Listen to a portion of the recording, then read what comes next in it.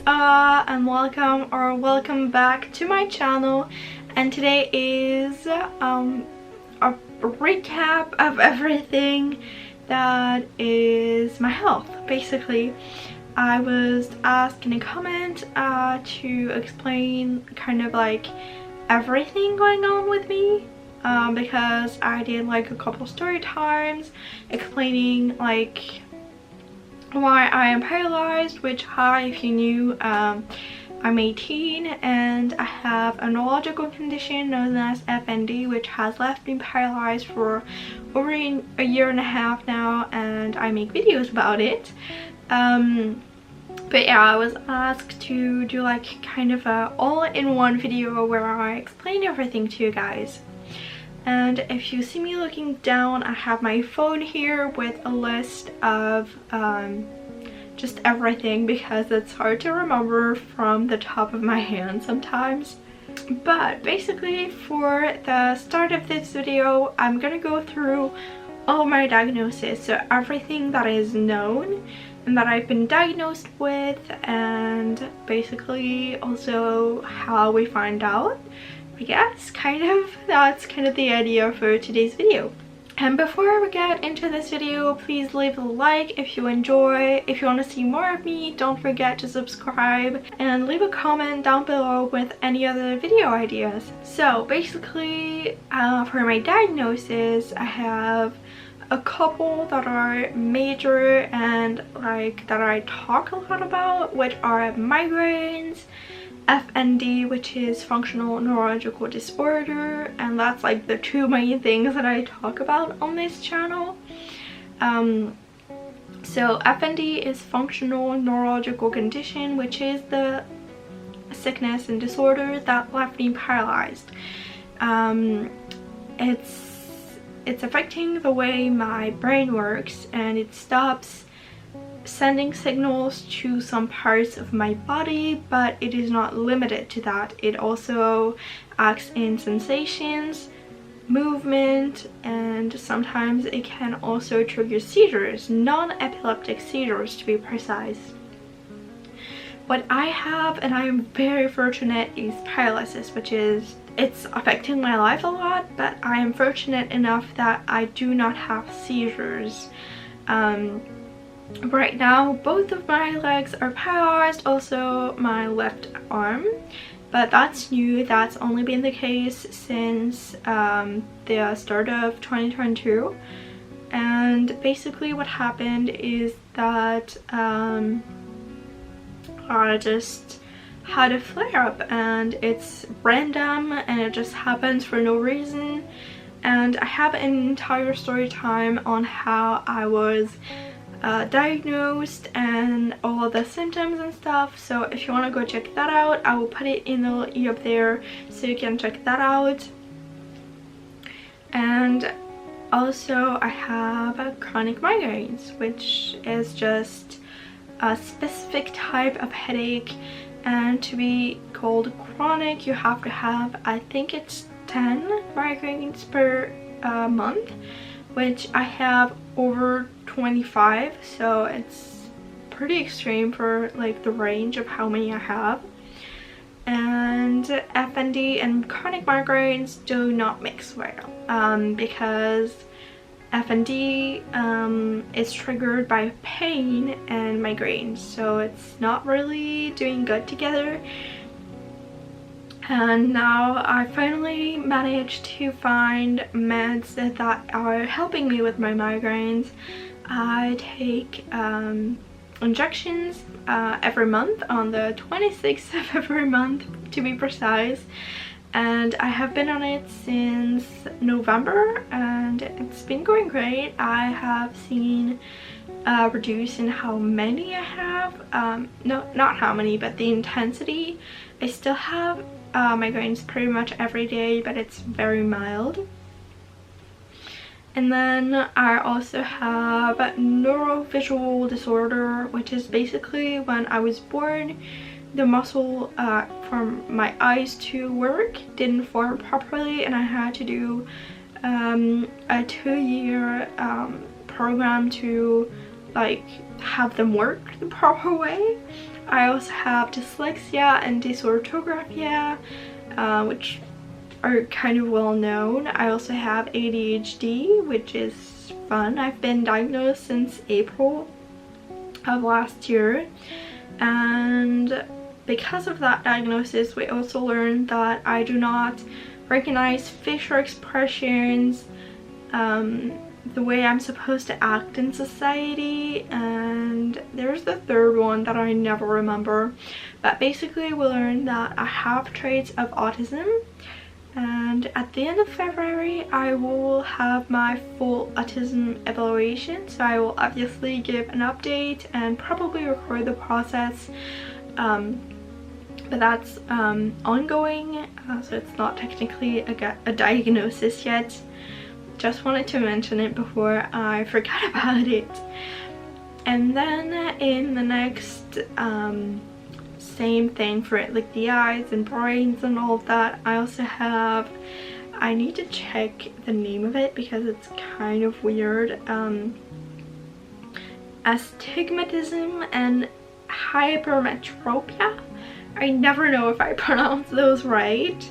And I also have a cataract from birth, so it's not like the one that is normally progressive in somewhat old people.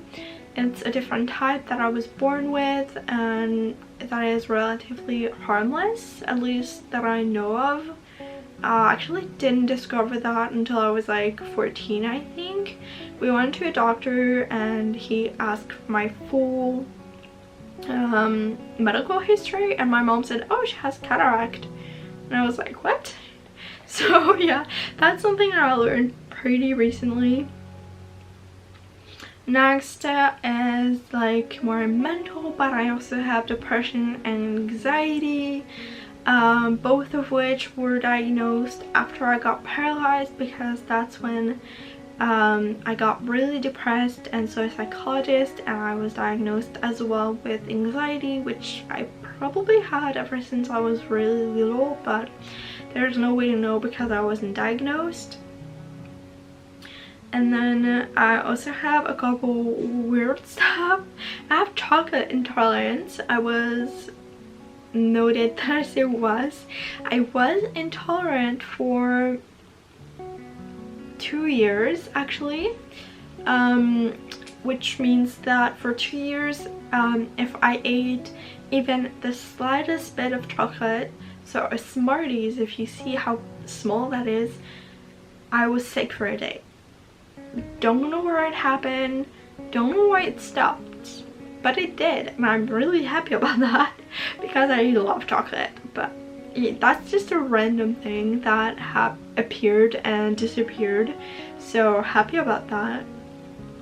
I also have gluten sensitivity, which is just basically I don't tolerate it well, but it's not an intolerance, so it's like an in-between. So I'm not really supposed to have any, but if I do, like, there's not like a lot of consequences. I also had encephalitis when I was 9, almost 10. It was a month before my 10th birthday. Basically I just had the worst headache and worst weird symptoms of my life, and I went to the ER and we discovered that I had encephalitis. If you want to see a complete story time, I might do that, because it was a lot. That week was a lot, and we have suspicion that it might be the cause of everything else. So yeah, I might do a story time on that one.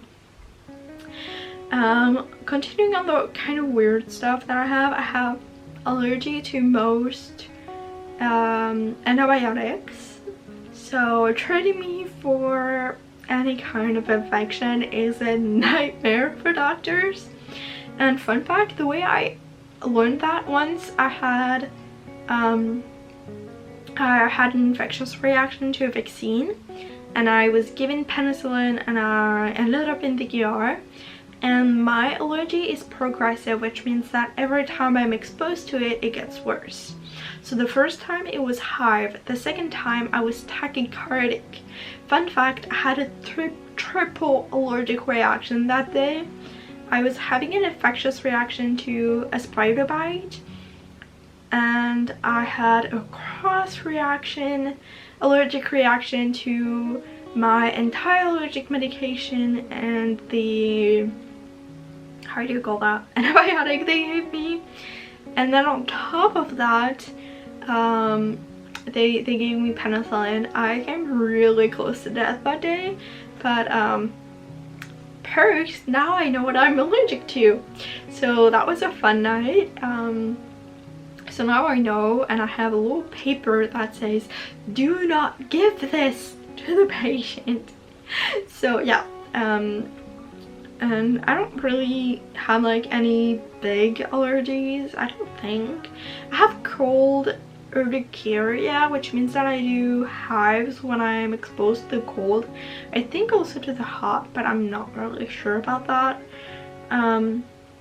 It was after that reaction, I had, my body was so in like complete shock over what happened that it developed cold urticaria as just something else. I think it went away, I'm not sure. I just rediscovered that in my files a couple weeks ago when I went through my medical record, and I was like, why is this here? Also, other things, I was diagnosed with chronic pain at 11, which we know now as just part of my life, and that was my first big symptom, and we think it is related to an eventual diagnosis of Ehlers-Danlos, which I will get into that later.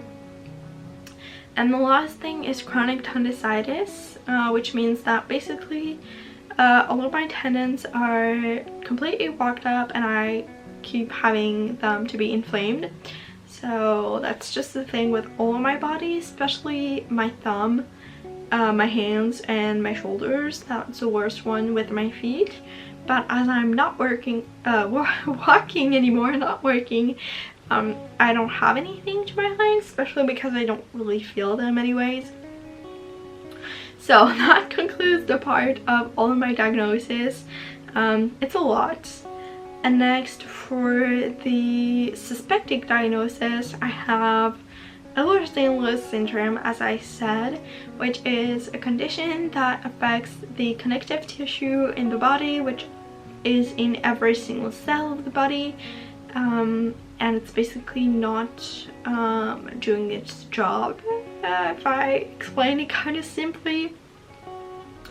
And what we think I have is Ehlers-Danlos syndrome, but the hypomobility one, because I am hypomobile. I can't really show it because normally I like twist my fingers or something, but with the only one, oh wait, I know how to show that. I can use this one. Even though it's paralyzed, it still works. Like, I can do those kind of stuff, and that's not normal. And the last time I went to see my neurologist, his assistant, her assistant, he actually has a patient diagnosed with Ehlers-Danlos, and he was like, yeah, you're kind of similar, maybe you should look into that. So that's what we are doing right now, and I should be getting a referral in the next few months, so I don't really know. Next, I have autism, which I already talked about. Hypothyroidism, not really sure why. I just saw that it was written on my last appointment report, and I never saw it before, and I was like, why is this written here?